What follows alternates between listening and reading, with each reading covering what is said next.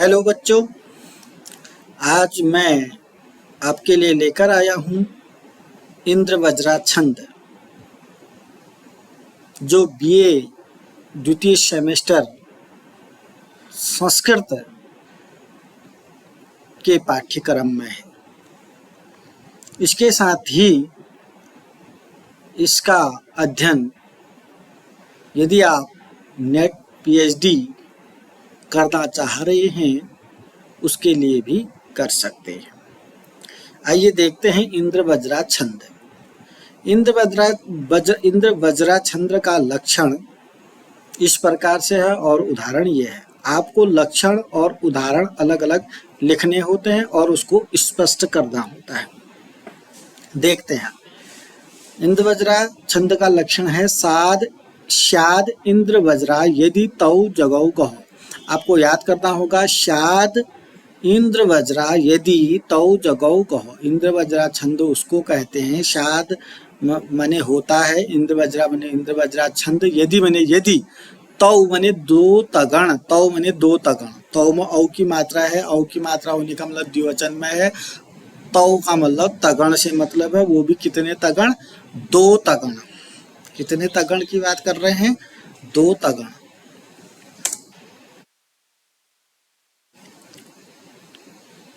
तगण कितने तगण की बात करेंगे हम? दो तगण होने चाहिए उसमें। तगण कितने तगण? दो तगण। तगण तगण फिर से लिख देता हूँ, तगण। अब तगण तगण में जो दो तगण, तौ का मतलब तगण, और उसके बाद क्या होना चाहिए? जगण होना चाहिए। क्या होना चाहिए? जगण, ज ग ण, जगण। और उसके बाद गौ, गौ मने होता है गुरु। गुरु भी कितने? एक गुरु, दो गुरु। गुरु क्या होना चाहिए? गुरु और गुरु, ये दो गुरु इसमें होने चाहिए।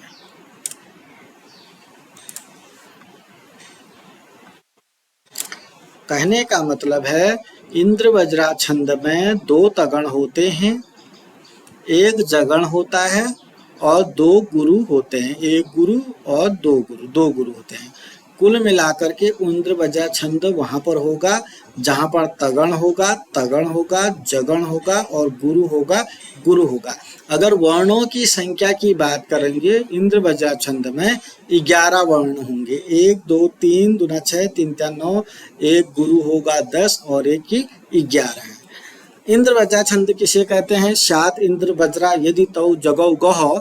इंद्र वज्रा छंद जहां पर दो तगण, एक जगण और दो गुरु के क्रम में कुल 11 वर्ण होते हैं, वहां पर इंद्र वज्रा छंद होता है। अगर हम इस लक्षण को स्पष्ट करें तो 11 वर्ण निकल जाएंगे इसमें।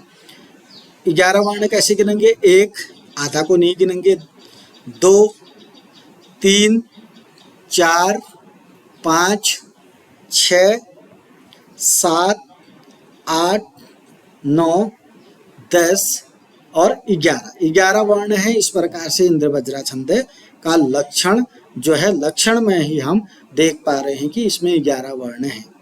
अगर तगण देखें, तगण भी दिख जाएगा। तगण क्या होता है? ये होता है दो गुरु होते हैं, एक लघु होता है, दो गुरु एक लघु। ये कैसे हुआ अभी आपको बताएंगे। जगण में होता है जभान, यानी कि एक लघु एक गुरु फिर लघु और ये दो गुरु हैं। इंद्र वज्रा छंद का उदाहरण देखते हैं और उसी में जो हमने ऊपर लक्षण में जो बात कही उसको स्पष्ट करते हैं कि क्या कहा था। जिसमें 11 वर्ण होते हैं, यानी कि प्रत्येक चरण में क्या होनी चाहिए? 11 वर्ण होना चाहिए और तगण होना चाहिए, जगण होना चाहिए, गुरु होना चाहिए, ये गुरु है। ये जो इस तरीके का है, इनको हम हटा दें तो ये गुरु को इस तरीके से लिखा जाता है।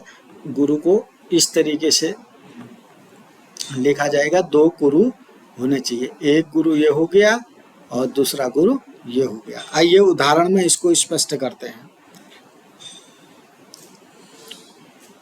विद्धेव पुंसो महिमेव राज्ञो प्रज्ञेव वैद्यस्सीदयेव साधु लज्जेव शूरस्य मुजेव यूनो संभूषणं तस्य नृपस्य सेव। अब तगण तगण जगण और दो गुरु जो हैं इसमें होने चाहिए, प्रत्येक चरण में होना चाहिए। अब ये देखना आना चाहिए। चलिए वी, वी में क्या है, वी छोटी की मात्रा है, एक होना चाहिए, जबकि ये द्यो है, द्यो के कारण इसमें दो हो गए। इसमें कितने हो गए, दो हो गए। दे में दो हो गए और वो में एक है। अगर आपको ये दो दो एक कैसे हुआ ये समझ में नहीं आया, आपको इसके लिए पुनः समझाया जाएगा कि आप कमेंट कर सकते हैं, उसके बाद में आपको पुनः समझाने का प्रयास करूंगा। देखते हैं फिर भी तगण कैसे हुआ। दो इसमें है, दो इसलिए हुआ क्योंकि दो संयुक्त है। जो अक्षर संयुक्त होता है उसका पहला वाला अक्षर जो होता है गुरु मान लिया जाता है। नियम, जो अक्षर संयुक्त द्यो है, संयुक्त अक्षर के पहले जो अक्षर होता है उसको गुरु मान लिया जाता है। इसलिए वी लघु होते हुए भी गुरु हो गया।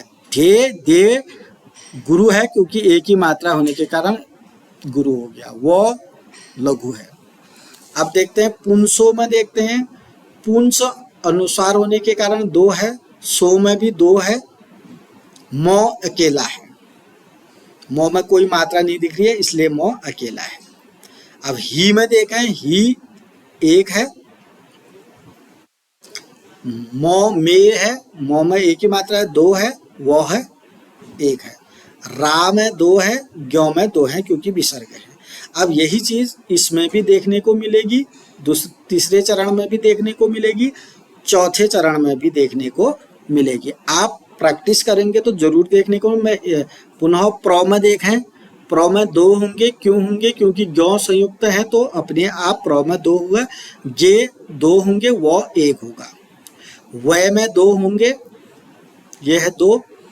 द्यो अपने आप में दो है, शौ एक है, शौ को नहीं गिनेंगे, यो गिनेंगे, यो एक हो गया, ये है एक। दो में एक है, ये में दो है, वो में एक है, सा में दो है, द्यो धो में दो है।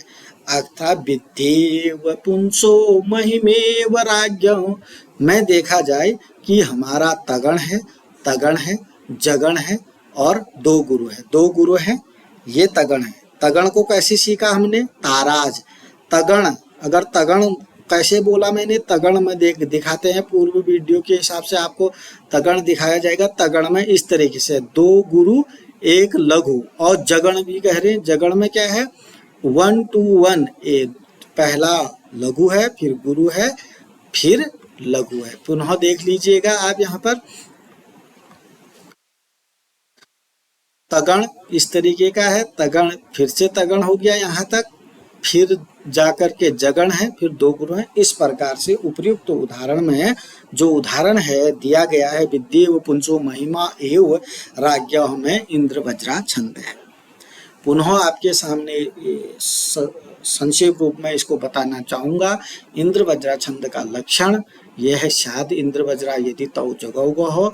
इसके बारे में अगर आप पुनः सीखना चाहेंगे, इंद्र वज्रा छंद में 11 वर्ण होते हैं, प्रत्येक चरण में 11 वर्ण होते हैं, और तगण होता है, तगण होता है, जगण होता है और दो गुरु होते हैं। ये चीज यहाँ पर लिखी गई है।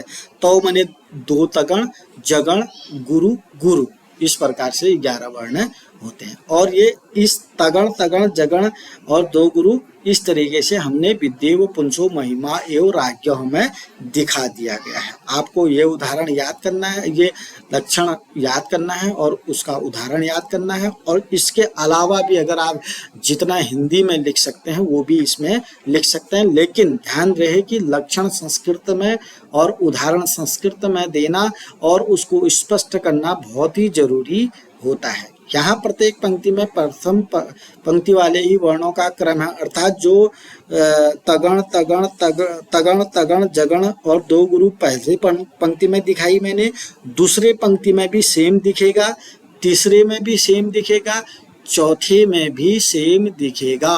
अगर ऐसा नहीं दिखाई देता है, आप मुझे कमेंट कर सकते हैं।